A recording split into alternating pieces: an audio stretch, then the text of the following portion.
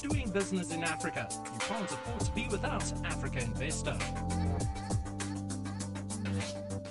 And I now call on Guy Hutton, the consultant drafting the report, to give us his presentation on the high-level panel on water investments draft report. So over to you, Guy.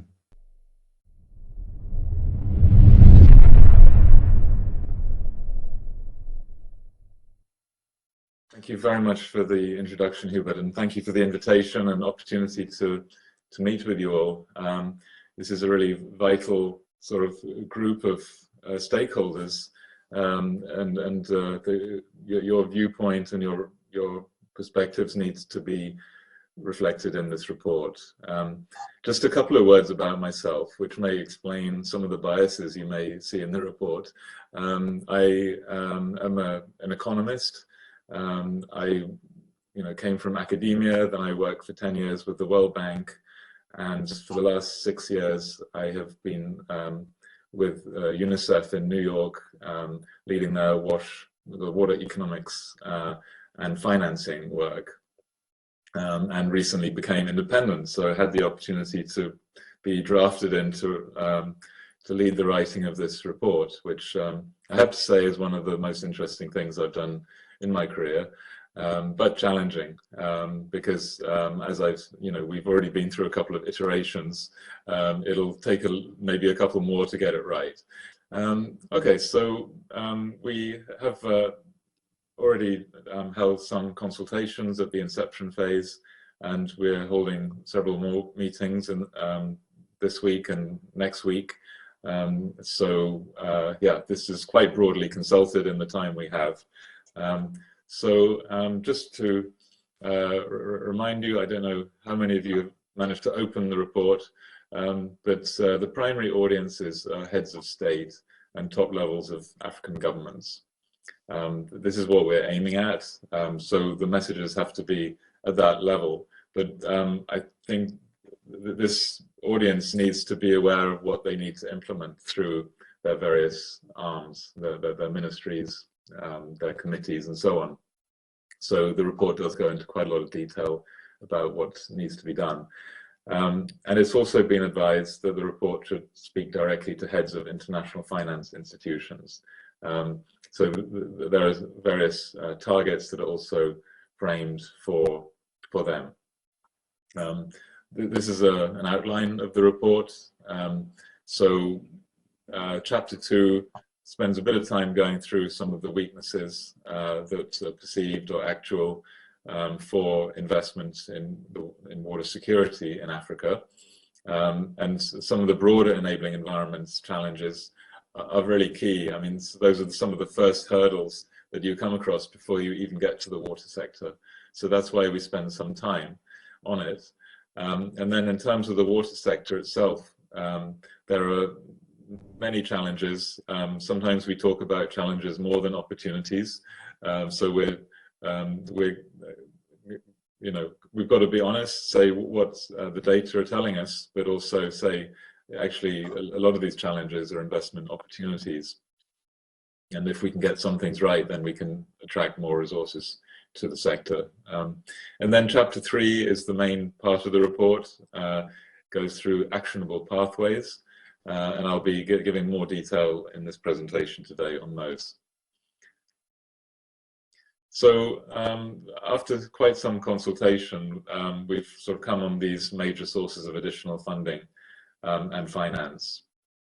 And we do split the terminology isn't used by everyone, but funding is more public funds and financing is more repayable finance. And that's the terminology this report adopts. So in terms of the funding, a lot could be saved. A lot of the financial gap could be reduced by lowering service unit costs. And we aren't saying that we're going for the cheapest option, but we're trying to achieve efficiencies in the sector because at both the sector level and at the operator level, there are a lot of inefficiencies which can be improved upon. The second is tariffs for water services. This not only raises money, but it also makes the sector more investable by investors, by private sector clients. And so this is a really important one. And many big players have been banging this drum for a very long time. So it is not an easy one to crack because it's so politically charged. But there's a lot of rationale for increasing tariffs while ensuring that those who can't pay have a mechanism to receive the service. And then the climate and other international funds are vital. The water sector has managed to obtain very few of these so far, but we are talking in the tens or hundreds of billions globally, which the African water sector should surely be able to claim for some of the adaptation funds.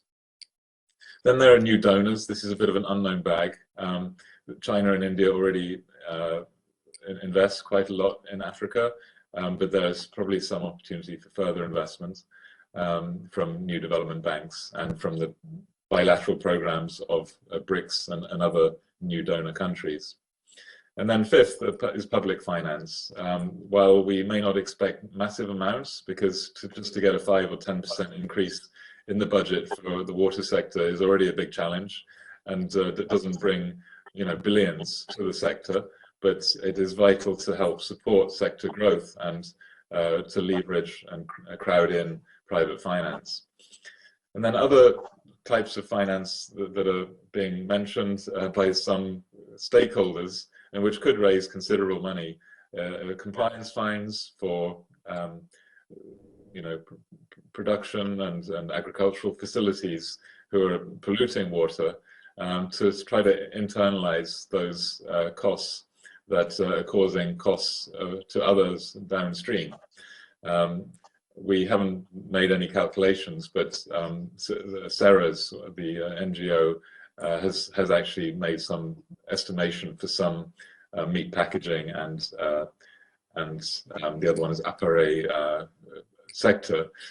So a lot could come from there. And then mineral resource tax has been talked about and could provide additional funding if it could be earmarked for the water sector. And then major sources of additional repayable finance are international investors, national and commercial banks.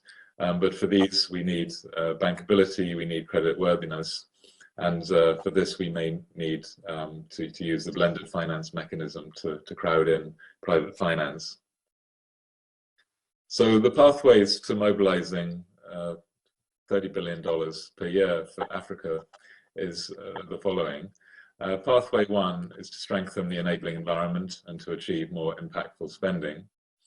Quite a lot of the funds being allocated to water are simply not being dispersed. So we have 50–70% disbursement rates. So there's resources that are allocated that can't even be spent due to capacity and problems in the public financial management system. Then pathway 2 is domestic resource mobilization. I've been through some of those sources in the previous slide.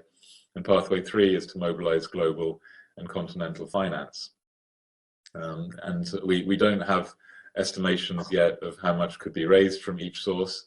It's rather hard to make those calculations at the Africa level, but we will sort of draw on whatever numbers we can to say what the potential is. And to achieve all these pathways, we need to have political support. We need top levels of government to put their weight behind it and to sort of help mobilize, especially the private finance. So just for information, steps within each pathway, we try to sort of get down to a level of detail that allows governments to know what is really being asked of them, is mapping and understanding the potential for each pathway, strategizing and planning how to close the gap through the pathway, building capacity and preparing for implementation, then implementation and monitoring and evaluation. So this type of pathway step is quite common in sort of development sector, but if you see any gaps or any ways to improve it, we are interested to know. So pathway 1, I'm not going to go through all this because it's too much detail, but there's a whole host of ways to improve the efficiency of spending both public funds and private finance. This is not even a full list, and is well known, and many of these are being implemented by countries. Some of the actions to strengthen water providers are listed here. I won't go into these, as I think it's beyond the scope of this discussion, but certainly you'll be interested to know how water providers can become investable, and we can sort of formulate investment vehicles so that more water businesses can receive private finance. Then domestic public resource mobilization are all these. In red are the ones that have greater potential, and I've already spoken to some of these. And then there are three sub-pathways. One is to increase overall finance, so attracting money to Africa, which wasn't previously allocated to Africa. The other is to obtain a greater share of finance for water security. So that's sort of taking from other development sectors in Africa, so that water gets its fair share. And then the third is increased efficiency of existing and new spending, which, as I said, can raise considerable sums or save considerable sums. And then in terms of the global and continental finance, I think the institutional investors is a major one that everyone is looking to, but no one really knows how to achieve that. We talk about hundreds of billions of pension funds, of African pension funds, some of which gets allocated to, outside Africa. How can that be attracted to stay in Africa? And I won't go through each of these, but I'm sort of put a call out for other funds that haven't been listed here so that we can be more complete. So just a few words about how to prepare the ground and implement on this pathway. One is to develop a project pipeline with strong rationale for international and investor funds.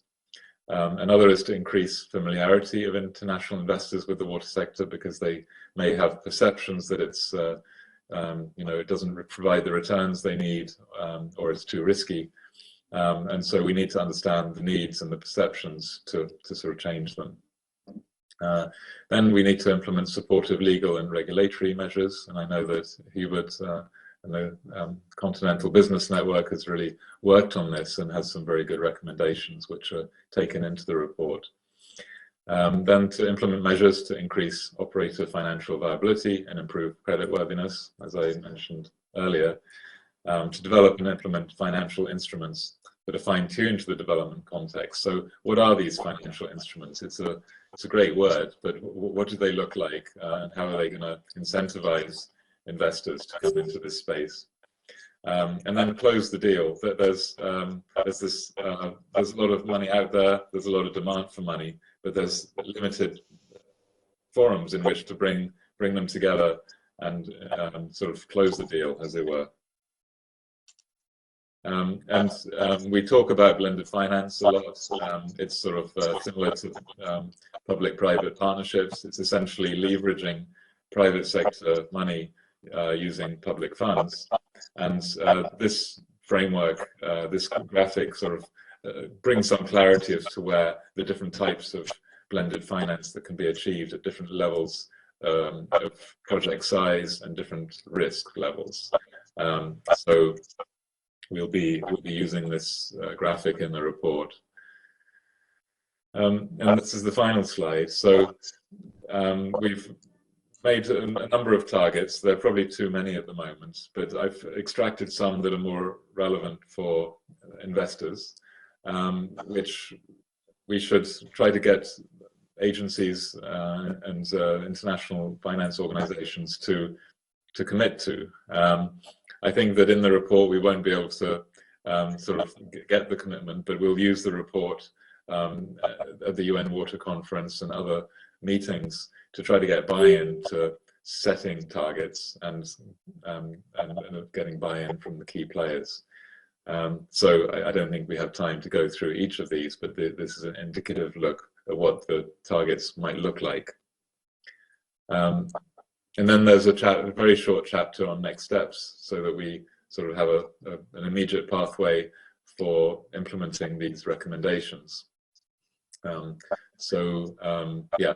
these are still in formulation, but essentially some of the key steps that are needed, including generating evidence and having the studies and project pipeline that is needed, as well as the champions to, both within and outside the water sector to bring finance to it, and then start implementing proposals for sector strengthening.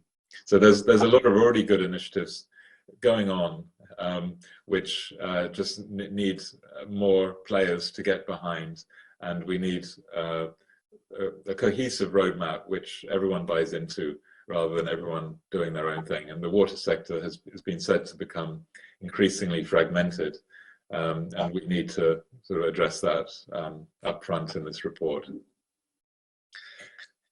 So I hope that wasn't too quick, but it provides you a snapshot of what the draft report is saying. As I said, that it will be going through several more consultations in the next 2 weeks. Yeah, I think time to hand back to the chair, Hubert, to take us through the discussion. Doing business in Africa, you can't afford to be without Africa Investor.